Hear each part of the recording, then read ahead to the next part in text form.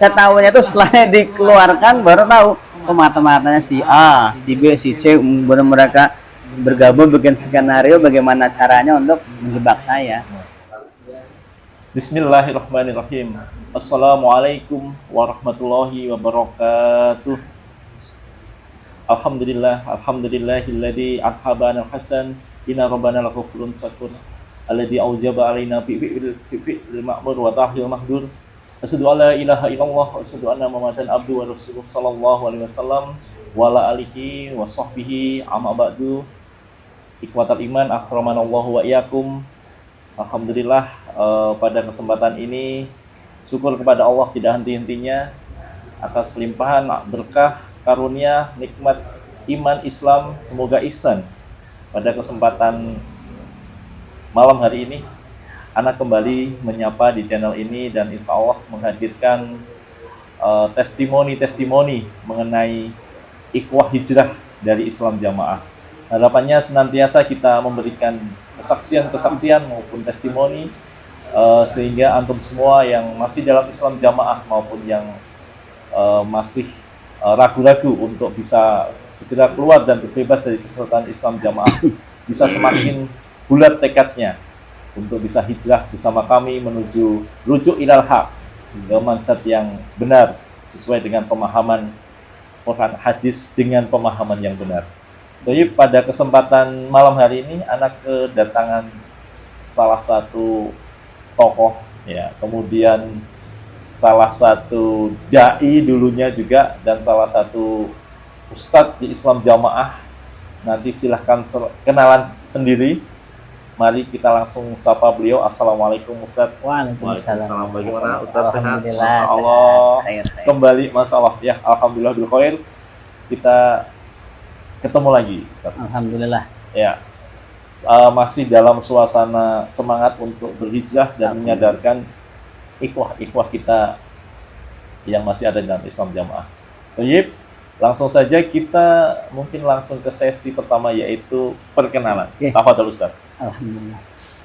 Bismillahirrahmanirrahim. Saya Ari Yusuf Ashari, bertempat sekarang ini berdomisili di daerah Cilacap.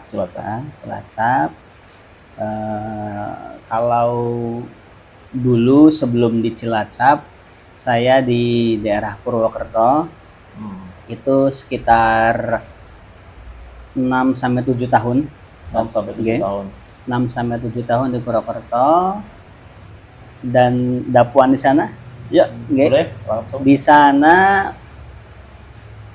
termasuk melejit karir saya. Oh, jadi karir perjokaman itu melejit. Jadi mungkin ibarat di perusahaan itu cepet lah. Tiba-tiba udah bintang berapa gitu kalau di kepolisian ya. Jadi mau balik desa, dapuan saya, kemudian guru pondok di pondok pesantren Baitul Mahmud namanya, milik organisasi masa lalu kita. Kemudian juga di daerah banyak sekali, ada di PPG ada kurikulum, ada tim tahfidz, ada tim pengajar daerah dan sebagainya. Banyak sekali. Anda nggak terhitung. Masya Allah. Ada yang lagi yang disampaikan mungkin asalnya dari mana? Kalau asal saya sebenarnya saya dari Sumatera, dari Lampung, Ustaz. Masya Allah, Lampung. Kemudian kalau sejarah perpondokan ya. Jadi saya dulu 2006 itu di Serbajadi, pernah di Lampung, itu pusatnya Lampung, di sana pusatnya Islam Jamaah Lampung. Kemudian di Pondok Gede juga pernah. Kemudian mengabdi atau tugas bahasa kita di Lampung di Metro. Kemudian nambah lagi mondok hadis besar di Bogor, di Budi Agung, Ustaz, Bogor Selatan. Kemudian habis tugas lagi di daerah Tangerang Timur. Kemudian habis tugas mondok lagi Nahwu Sorop. Jadi keilmuan di Islam Jamaah itu sudah mentok, istilah kata teman-teman itu sudah sundul langit apa gimana lah ya, sudah tidak ada lagi. Jadi kemudian terakhir di Purwokerto selama kurang lebih 6 sampai 7 tahun, kemudian hijrah dan berdomisili di sini Ustaz. Masya Allah. Masyaallah muslimin, kita lihat sepak terjang beliau ini dalam Islam Jamaah. Selain dai juga berkali-kali ditugaskan sebagai penyampai, kemudian beliau pernah tugas di pondok pesantren Ala Jokam, juga menghatamkan juga hadis-hadis besar Ala Jokam ya Ustaz. Ala Jokam. Salah. Baik, ini ada pertanyaan ini. Ustaz, awalnya kok bisa masuk dalam Islam Jamaah itu gimana? Tolong diceritakan kepada Ikhwas. Mungkin hampir mayoritas teman-teman yang hijrah sama seperti saya, jadi agama yang memang ikut orang tua Ustaz. Oh, orang tua. Nah, dari lahir berarti? Dari lahir. Dari lahir sudah bibit unggul atau disebutnya bibit penyakit apa-apa lah ya. Nah, pokoknya dari lahir sudah di dalam Islam Jamaah. Sekitar 32 tahun kurang lebih Ustaz. Di dalam saya di dalamnya ya. Jadi memang seperti anak ya, sebagai agama warisan dari orang tua, turun-temurun dengan kondisi dalam sudah Islam Jamaah begitu. Iya, betul. Masyaallah. Pernah nggak ada fase-fase tertentu di usia tertentu yang memang ada gejolak, ada keraguan atau ada semacam apa ya? Kok memandang eksklusivitas di Islam Jamaah ini sehingga ada pemikiran-pemikiran tertentu barangkali? Ya pernah ada, cuman ya paling inti lah dari ajaran Islam Jamaah itu takfirinya itu.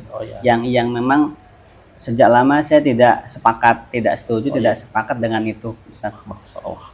Ya ini memang sudah ada benih-benih ditunjukkan oleh Allah sehingga termasuk mudah untuk berhijrah insyaallah. Alhamdulillah. Nah, ini pertanyaan selanjutnya. Kok bisa berhijrah? Jadi kalau kita lihat tadi ya, sepak terjang beliau itu kemungkinan kecil rasanya beliau berhijrah karena seperti keilmuan di Jokam itu sudah lekat sekali, sudah ngelotok sekali, dan kehidupannya pun di dalam keluarga Jokam, kemudian interaksinya banyak di Jokam, tetapi kok bisa berhijrah? Silakan dijawab pertanyaan ini. Silakan. Alhamdulillah Allah masih memberikan hidayahnya kepada saya dan kepada kita semua. Saya itu sekitar kalau untuk belajar untuk memahami apa sih yang terjadi di Islam Jamaah, titik kesesatannya atau penyimpangannya itu sekitar 2017-an di saat sedang memiliki HP Android Ustaz. Jadi ketika ada HP Android itu kan kita bisa mengakses kajian-kajian dari internet, ustadz yang selain non Islam Jamaah. Nah di situ berbagai macam ilmu dan berbagai macam wawasan pengetahuan mulai terbuka Ustadz. Nah, 2017 mengenal ustadz-ustadz yang luar biasa keilmuannya di luar kita ternyata banyak, dan membuat saya kok mereka dianggap kafir, tidak diperbolehkan mengambil ilmu dari mereka. Nah, itu mulai dari 2017, kemudian puncaknya itu sekitar 2018 sekitar Mei ketika ustadz kita di NA bahasa Jokamnya dinonaktifkan. Memang saya dengan teman dari Purwokerto bertabayun ke rumah beliau saat itu, ke Ustadz Haji Ridwan, dan menginap di situ di rumah beliau. Ya diceritakan bagaimana sih kejadian sebenarnya itu. Nah, ada apa. Nah, kemudian dari situ kita masih di dalam, hanya saja sudah mengetahui kejadian sebenarnya, karena di Islam Jamaah ini cenderung tidak bisa adil dalam menghukumi Ustadz. Jadi hanya mendengarkan dari satu belah pihak saja, dari keimaman saja. Pokoknya apa kata Bapak Imam itu yang benar, itu yang pasti benarnya. Sedangkan dalam kita menghukumi dua pihak yang sedang berselisih, harus kedua-duanya kita dengarkan. Nah, saya memberanikan diri bersama teman-teman dulu untuk bertabayun. Apalagi tabayun kan perintah dari Allah langsung, bahwa ketika ada orang yang memberikan kabar, jangan diterima langsung tapi ditabayunkan terlebih dahulu Ustaz. Tapi itu udah ada larangan untuk dilarang tabayun belum? Atau itu memang apa yang menggerakkan Ustadz bisa untuk bertabayun begitu? Ya karena memang tadi penasaran ya, tabayun. Penasaran dan juga kita tidak boleh mendengarkan hanya sebelah pihak yang pertama. meskipun kita nanti dihukum sama keimaman gimana, kalau ketahuan gimana, yang penting kita mengikuti aturan Allah dan Rasul, kita jalankan. Kemudian juga apa namanya, kita juga berpikir bahwa mereka ustadz kita itu sudah belajar lama di Mekah, nah, kemudian datang ke Indonesia ingin menyampaikan ilmu-ilmu yang didapatkan di sana, kok tiba-tiba diperlakukan demikian Ustadz. Nah, makanya kita memberanikan diri saat itu untuk bertabayun ke salah satu ustadz kita. Oke. Dan akhirnya setelah tabayun itu seperti apa? Setelah tabayun ya kita sudah mendapatkan, sudah bisa menyimpulkan saat itu. Meskipun kita masih di dalam Islam Jamaah, masih pelan-pelan saat itu. Dan memang alhamdulillah ketemu Ustadz Abdullah Masud juga. Jadi beliau masih di Kediri, saya Hadis juga masih di Kediri. Cuman kita tidak ketemu Ustadz Khalil tidak, karena posisi di luar pondok saat itu. Nah, beliau berdua masih di dalam dan kita sempat ngobrol bersama keduanya, dan memang yang kita simpulkan saat itu ini sudah terjadi penyimpangan yang luar biasa di dalam Islam Jamaah. Tapi kita masih pelan-pelan saat Ustadz, masih di dalam, masih nggak berani frontal. Yang penting kita menyampaikan apa yang dari Ustadz kita sampaikan pada murid-murid di pondok, pada jamaah-jamaah di daerah, di desa, kita sampaikan bahwa tidak boleh berpaham takfiri, tidak boleh menganggap kafir serampangan. Anggap saja mereka bukan jamaah kayak kita, tapi tidak boleh tiba-tiba kafir, neraka, kafir, neraka. Nah, kita menyampaikan itu. Berarti setelah bertabayun itu pemahaman sudah bisa menerima ya? Alhamdulillah, sudah bisa menerima. Alhamdulillah. Dan mulai menyampaikan kepada murid-murid. Betul, Ustaz. Betul. Itu berarti ada kecurigaan pengurus lain? Ada. Nah, seperti itu ya? Jadi kecurigaan terbesar itu ketika saya ngajar, saya muqaddimahnya tidak pernah 5 bab, jamaah surga, tidak jamaah neraka, itu sudah jarang. Karena saya langsung ke poin, ketika di amanati mengajar, menyampaikan Al-Quran, langsung ke ayat fokus. Ketika hadis ke hadis, ketika materi faraid apa nahu, langsung ke situ. Sehingga umumnya guru pondok menyampaikan muqaddimahnya lama, pemantapan takfirinya lama, saya tidak pernah. Nah, dicurigainya di situ, Ustaz. Lama-lama kemudian di NA ya? Ya, dilaporkan oleh sesama teman guru pondok saat itu. Kemudian jadi mereka ternyata sudah bikin mata-mata itu, Ustaz. Saya tahunya itu setelahnya dikeluarkan baru tahu, oh mata-matanya si A, si B, si C. Kemudian mereka bergabung bikin skenario bagaimana caranya untuk menjebak saya. Demikian, Ustaz. Masya Allah. Muslimin kita lihat tadi ya. Jadi memang di dalam Islam Jamaah itu lebih ke keimamannya, imamahnya, doktrin imamahnya, sehingga ada di dalam Islam Jamaah itu nasihat yang penting adalah nasihat mengenai 5 bab keimaman. Selain itu ada apa itu seperti namanya koyah mentol saja, nasihat di luar itu. Jadi nasihat inti yang digembor-gemborkan di Islam Jamaah itu adalah 5 bab. Nah, tadi Ustadz Ali sudah ngomong, sudah menyampaikan setelah pemahamannya berubah, beliau sudah jarang menyampaikan itu, sehingga akhirnya dicurigai dan akhirnya dinonaktifkan. Masya Allah. Sungguh luar biasa perjalanan hijrah beliau ya. Ini kita harapkan juga bagi antum semua ya, jangan ragu-ragu untuk melangkah seperti beliau, dan alhamdulillah sudah berhijrah meninggalkan keselamatan Islam Jamaah. Kemudian ini ada pertanyaan, Ustaz. Tapi sebenarnya sudah dijawab sih tadi, bukan dalam Islam Jamaah. Tapi sudah alhamdulillah sudah banyak sekali. Insya Allah kita langsung ke poinnya. Jadi menurut Ustadz nih, setelah berhijrah sekarang, apa ini ajaran kesesatan Islam Jamaah? Silakan. Baiklah. Kesesatan Islam Jamaah memang sudah terkuak ke permukaan sebenarnya. Hanya saja mereka dengan cerdik atau licik bahasanya, yang mengemas kesesatan yang ada itu dengan perbuatan-perbuatan baik, santun, lembut yang dinamakan fatonah, butonah, budi luhur, sehingga kebusukan yang sebenarnya ada di dalamnya tertutupi. Salah satunya yaitu berpaham takfiri, karena keliru dalam memahami ayat dan sabda Rasulullah, sehingga penerapannya pun menyimpang. Seperti dalil-dalil tentang keimaman yang mestinya itu adalah penguasa, pemerintah, ulil amri yang memang di situ sesuai dengan syurutul imamah tidak digunakan. Sehingga mereka menggunakan dalil itu untuk membenarkan keimaman sembunyi-sembunyi mereka. Akhirnya yang tidak bergabung dengan keimaman mereka divonis kafir, divonis ahli neraka. Demikian. Itu utama, yang utama. Ya. Banyak lagi Ustaz, ya? Banyak lagi. Seperti praktek-praktek penarikan IR dan lain Nah, sebagainya. iya, Ya, Masya Allah. Nah, Ustaz, ada pertanyaan ini.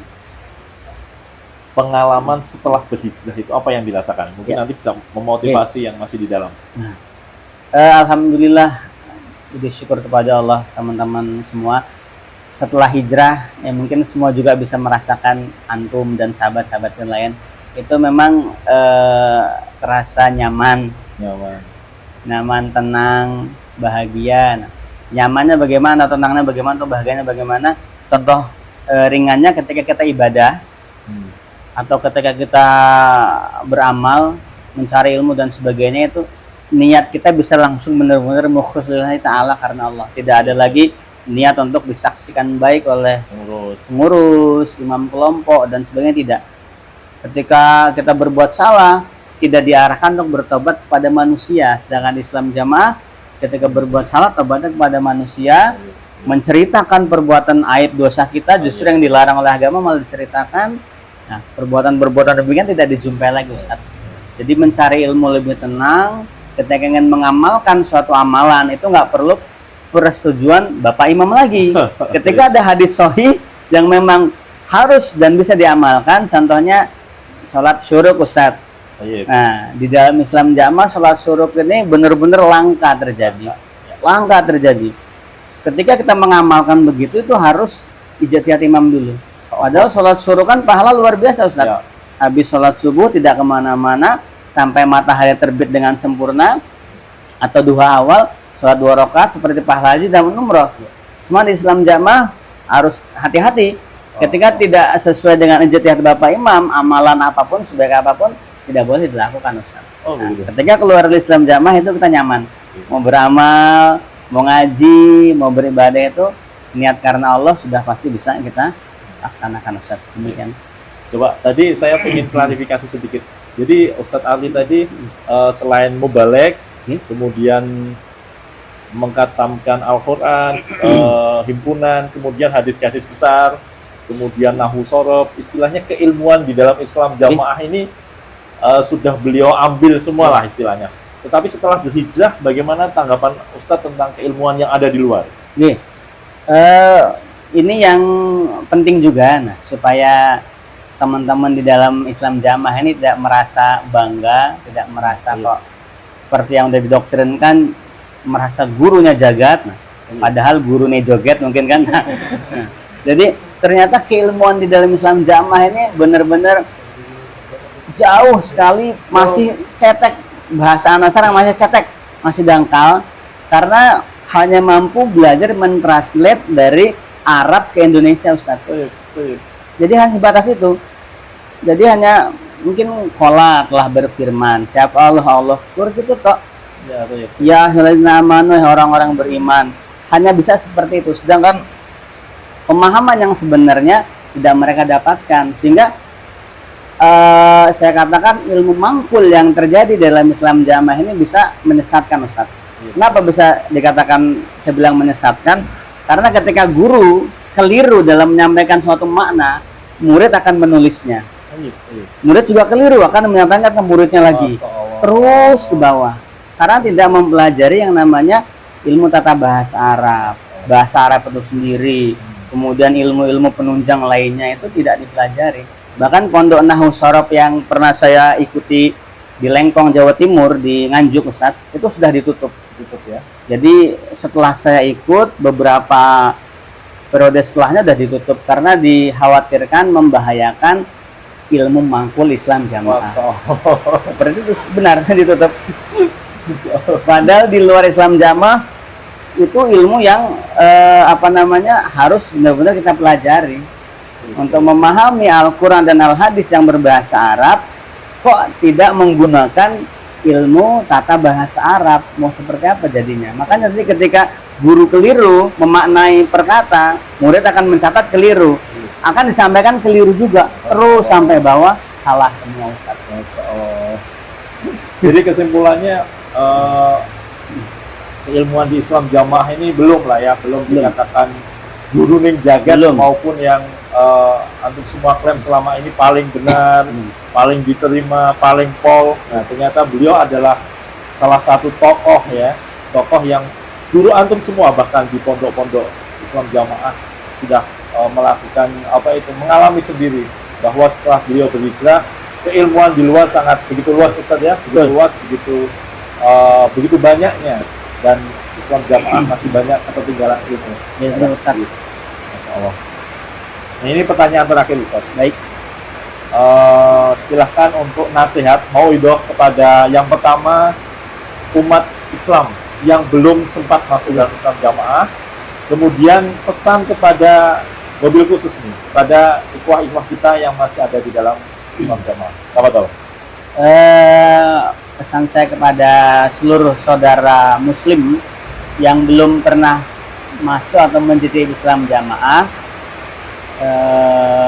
supaya jangan sampai masuk atau mencicipi yang namanya Islam jamaah, karena ketika sudah masuk itu tidak sedikit yang sulit keluar Ustaz, karena sudah tercuci otaknya, sudah terbrainwash otaknya. Nah kemudian untuk keluar itu kalau memang tidak benar-benar hidayah dari Allah itu sulit Ustaz.